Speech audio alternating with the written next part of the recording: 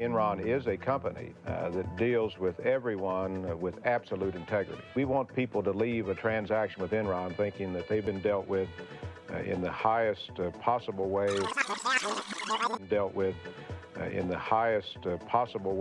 Yes, in the highest possible way. Enron. Blessed is the hand that giveth than the one that taketh. This company took this quote to heart, so much to the point they gave their shareholders $75 million if they all could add a minus sign before the 75. Enron was a company started in the 80s and its fall was deemed one of the biggest financial failures of all time. They were the gift that kept on giving, except the more they gave you, the more you question where the ones you previously received were stored. And because of how complicated the med math look, today we'll witness the rise and fall of Enron, a corporate catastrophe that will leave you going through everything you thought you knew about integrity and accounting jokes.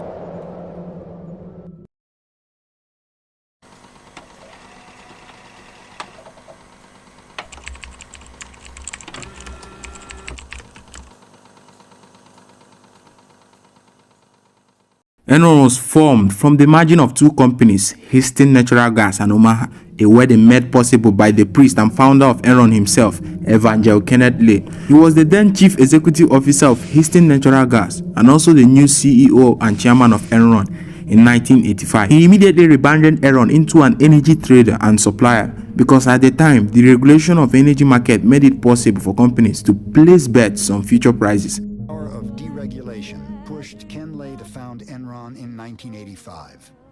Through a merger of vast networks of natural gas pipelines, Lay thought Enron would be poised to take advantage of the government's decision to let gas prices float with the currents of the market. They almost made it seem like this gas issue was the 21st century thing, but whatever. The money flushed into this bet meant it was a good time to venture into the energy sector. Lay caught sight of this flow of money and created Enron Financial Corporation, appointing Jeffrey Skillings as head of the corporation.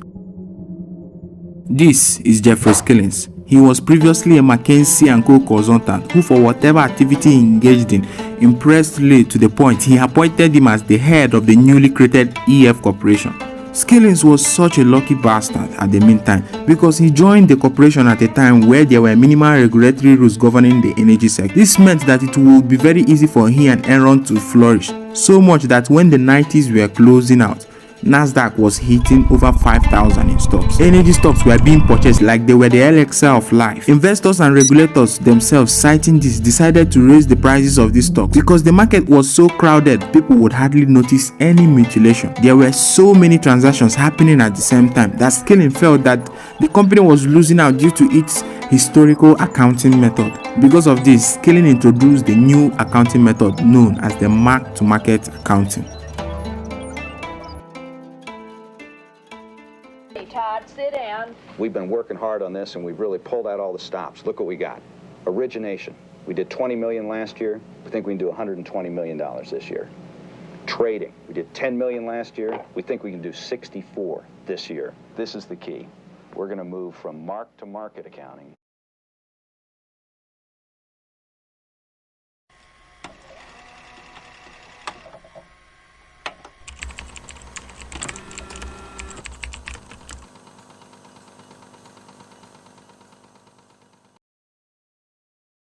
Oil trading is like gambling. Sometimes you win, sometimes you lose.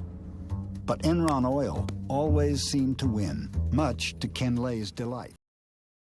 Irrespective of the fact that this method was tagged the scamming pillar of Enron's downfall, it was and is never illegal. In fact, many companies operate on mark-to-market accounting method, but as Skillings never introduced this method, Enron might have still been in existence.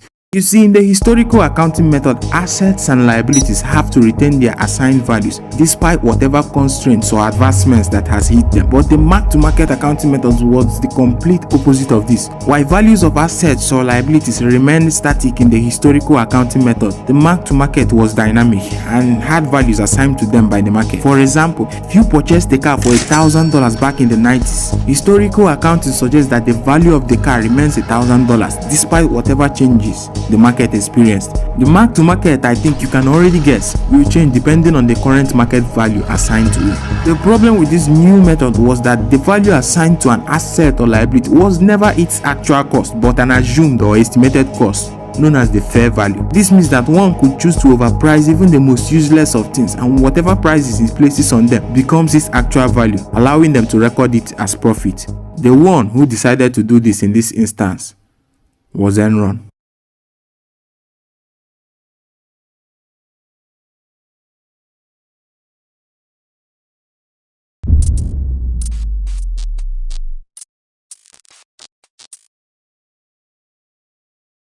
Well, this oil trading business had profits that nobody could really understand, and in fact that many of Ken Lay's lieutenants questioned. They said this business can't be making this much money legitimately. Something weird is going on.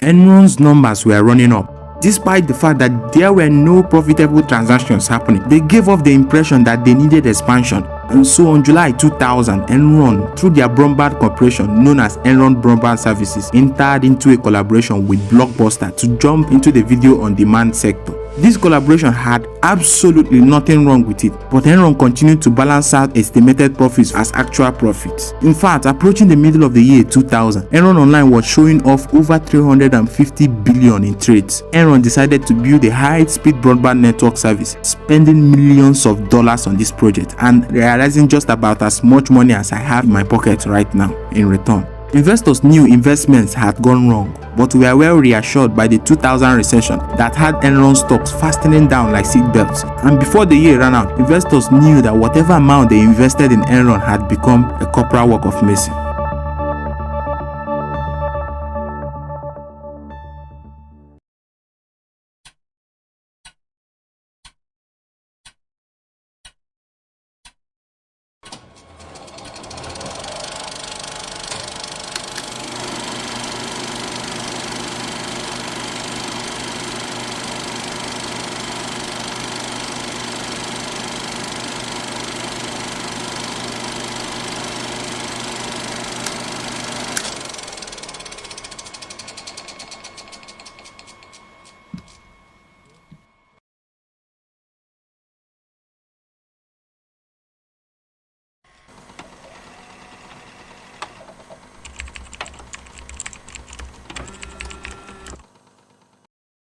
Around the fall of 2000, Enron was now fumbling like a deck of cards.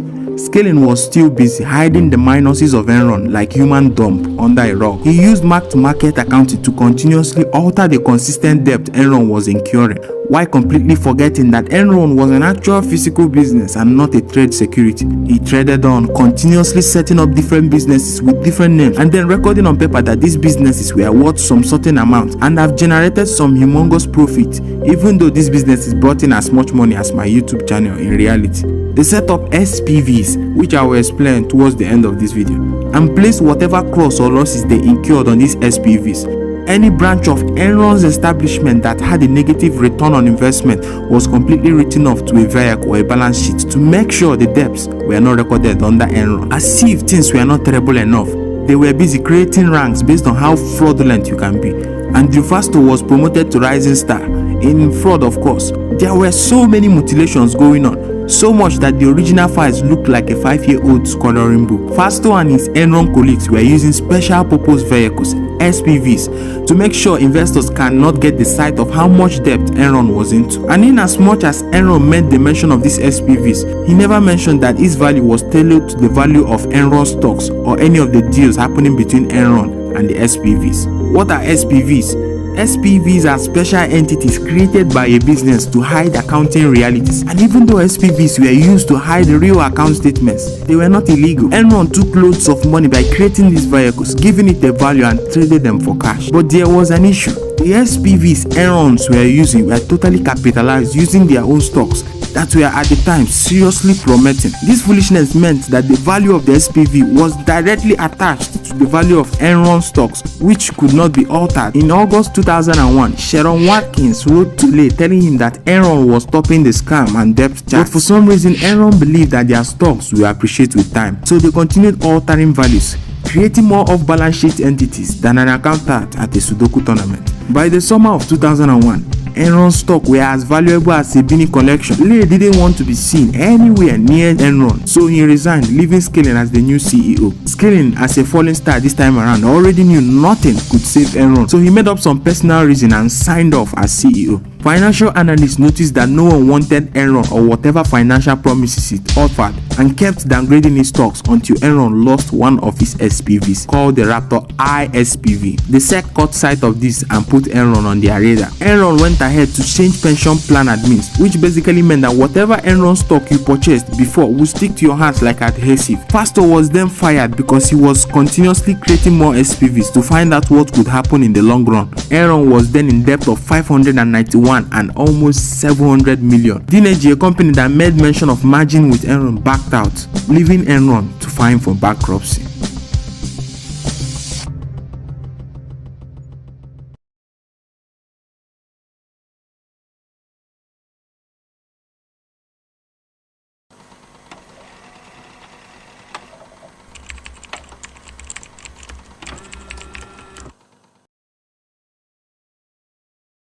I wish, in retrospect, I wish I'd never heard of LJN.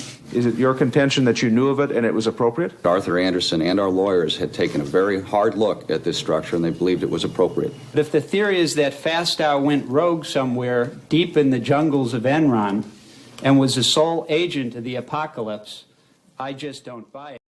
Enron's file for bankruptcy was approved by the US Bankruptcy Court. They liquidated their assets to pay their creditors close to $22 billion from 2004 to May 2011. The firm was deemed guilty for shredding the original jotters and faking the company's financial status. Lay was convicted on 6 accounts of fraud, conspiracy, and 4 accounts of bank fraud. Are they not still the same frauds? Anyway, whatever, he died of heart attack before he could make it anywhere near prison. Fastow, on the other hand, was battling with wire and security fraud charges. He fought and won more than 5 years in prison, which was then released in 2011. Skilling, on the other hand, had no way out. He was covered with charges, from conspiracy to fraud to insider trading. A 17.5-year-old sentence was the best he could get, but managed to plead for 14 years on the account that he will have to pay $42 million to each of the victims of the corporation scandal and ceased to challenge any of the convictions placed on him. He was then released on 22nd of February 2019.